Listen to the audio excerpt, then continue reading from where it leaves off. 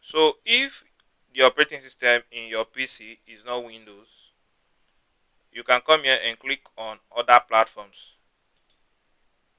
All right, so you choose the one that is what okay for your system. So here we have Windows. So if the operating system in your PC is Windows, you come here, you can click on Windows. And if yours is Mac, you come here, you click on Mac OS. All right. So when you click on it, it's going to start what downloading. Any of them that you click is going to what start what downloading. So let's just test run this so that you see.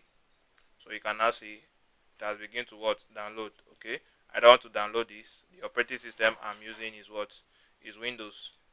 All right. So that is that. Okay.